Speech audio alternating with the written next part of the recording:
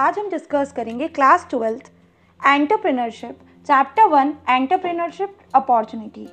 तो स्टूडेंट्स, आप लोगों के लिए एंटरप्रेन्योरशिप का जो चैप्टर है फर्स्ट चैप्टर मैं डिस्कस करने जा रही हूँ। ठीक है, इससे प्रीवियसली मैं बिजनेस स्टडीज़ और इकोनॉमिक्स के काफ़ी सारे चैप्टर्स डिस्कस कर चुकी हूँ। तो जिन स्टूडेंट्स ने वो वीडियो नहीं देखी है तो पहले देख लें, और चैनल पे नए हैं तो चैनल को सब्सक्राइब करना ना भूलें। आज हम स्टार्ट करें चैप्टर 1 एंटरप्रेन्योर अपॉर्चुनिटीज़ के बारे में। तो सबसे पहले स्टूडेंट्स, हम इस चैप्टर के अंदर समझेंगे 3 टर्म्स के बारे में। पहला टर्म है एंटरप्रेन्योर। एंटरप्रेन्योर क्या होता है? एंटरप्रेन्योर वो पर्सन होता है जो कि क्या करता है, आइडिया के बारे में सोचता है।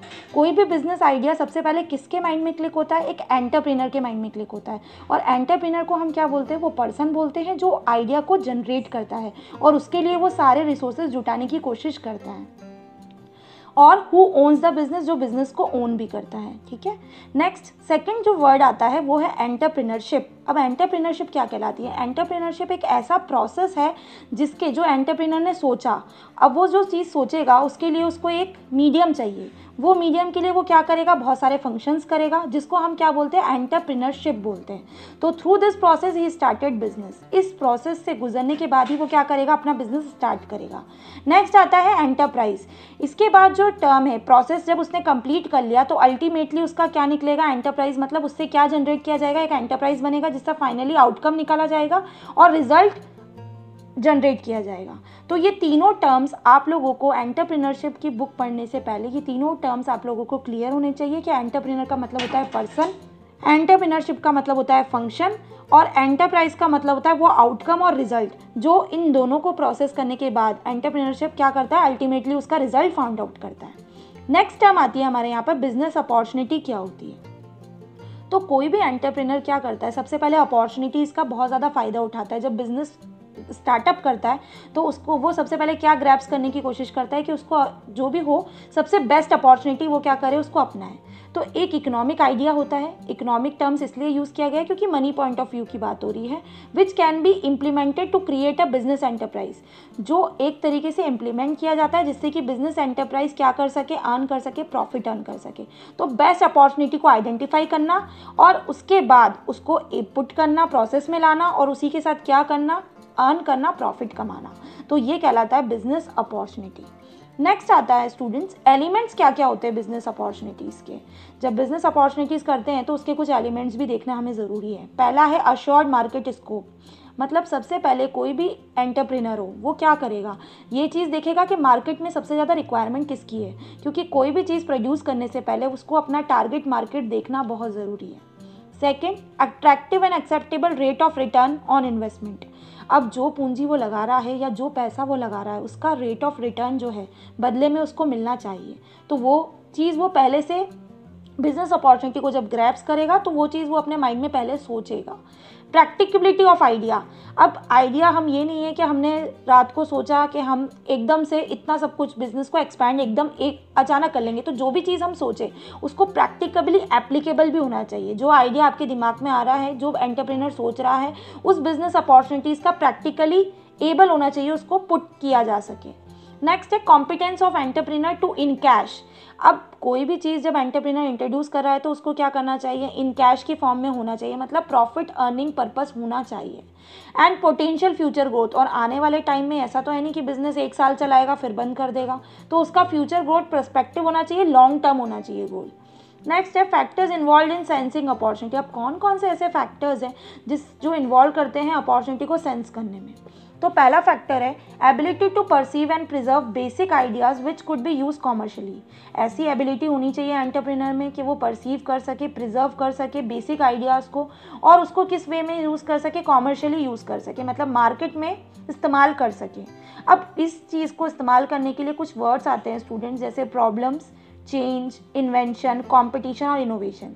इसको याद करने का तरीका है, आप ICICI बैंक जब आप देखते हो तो आई को पी से रिप्लेस कर दो तो आपको ईजिली लर्न हो जाएगा। ये प्रॉब्लम्स मतलब एंटरप्रेन्योरशिप क्या करे? जब मार्केट में बैठा तो उसको ये एनालाइज करना चाहिए कि कौन कौन सी प्रॉब्लम्स एग्जिस्ट करती है और उसके क्या क्या सोल्यूशंस उसको फाइंड आउट वो कर सकता है।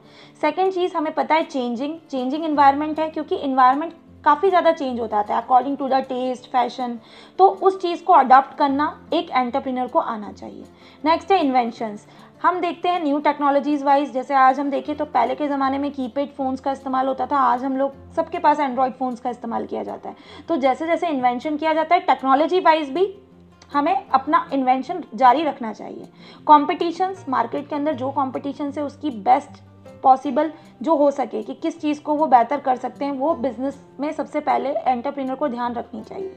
एंड इनोवेशन का मतलब क्रिएशन ऑफ न्यू आइडियाज़, और जैसे जैसे इनोवेशन तो हमेशा क्रिएटिविटी स्किल्स एक एंटरप्रेन्योर में होनी ही चाहिए। तो ये फैक्टर्स होनी चाहिए जिससे कि वो बिजनेस अपॉर्चुनिटी को क्या कर सके, पहले से एनालाइज कर सके और सेंस कर सके, ताकि सबसे ज़्यादा लाभ वो उठा सके। नेक्स्ट आती है ability to harness different sources of information. ऐसी एबिलिटी होना जिससे कि अलग अलग सोर्सेज ऑफ इंफॉर्मेशन से वो क्या कर सके, डाटा को एनालाइज कर सके, चाहे वो सोर्सेज कहीं से भी हो सकते हैं, न्यूज़पेपर के थ्रू, मैगजीन के थ्रू, जर्नल्स के थ्रू। तो वो सारी चीज़ें एक एंटरप्रेन्योर को आनी चाहिए। Next vision and creativity, skill और टैलेंट जितना ज़्यादा होगा वो जल्दी से बिजनेस अपॉर्चुनिटी को ग्रैब्स कर पाएगा। नेक्स्ट है difference between employ and entrepreneur. Employ और एंटरप्रेन्योर के बीच में क्या डिफरेंस होता है।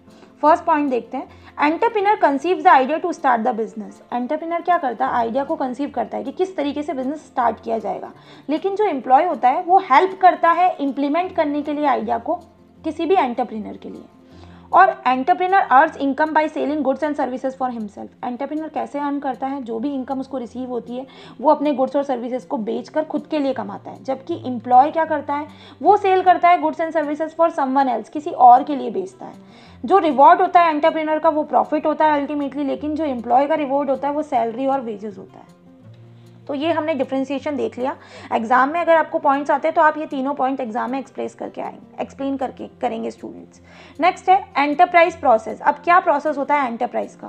पहला है opportunity spotting by analysing the needs and problems of society in the environment. सबसे पहले अपॉर्चुनिटी को स्पॉट करना, एनालाइज करना, और जो भी प्रॉब्लम्स है सोसाइटी की उसको समझना, ये बहुत ज़रूरी है एंटरप्राइज के प्रोसेस के अंदर।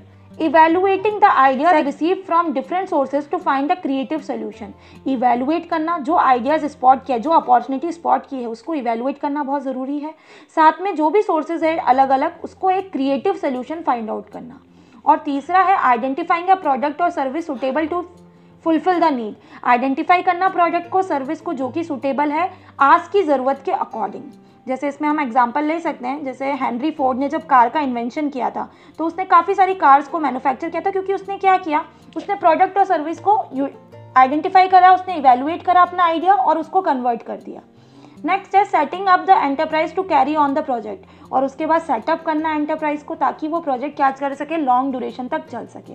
तो स्टूडेंट यहाँ पर एक डायग्राम भी बना हुआ है, आपको अगर प्रोसेस एक्सप्लेन करने के लिए आता है तो आप इस तरीके से ये डायग्राम वाइज भी एक्सप्लेन कर सकते हैं।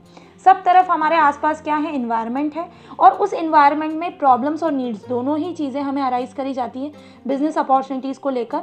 तो सबसे पहले अपॉर्चुनिटी को स्पॉट करना, फिर क्रिएटिविटी और आइडियाज़ को ग्रैप्स करना, इनोवेशन करना प्रोडक्ट का, और उसके बाद प्रोजेक्ट करना बिजनेस का for a long period of time. तो ये सारा हमारा क्या कहलाता है, एंटरप्राइज का प्रोसेस कहलाता है। तो ऑल ओवर स्टूडेंट्स इस वीडियो में इतना ही। इसके आगे मैं आपसे नेक्स्ट वीडियो में डिस्कस करूंगी। अब आपको करना क्या है, ज़्यादा से ज़्यादा आप मुझे कमेंट करके बताएं कि आपको ये वीडियो कैसी लगी, और जो स्टूडेंट चैनल पे नए वो चैनल को सब्सक्राइब करना ना भूलें, एंड साथ में नोटिफिकेशन बेल आइकन को जरूर प्रेस कर दें ताकि मेरी अपकमिंग सारी वीडियोज़ की नोटिफिकेशन आपको मिलती रहे। जल्द मिलते हैं नई वीडियो के साथ। Thank you.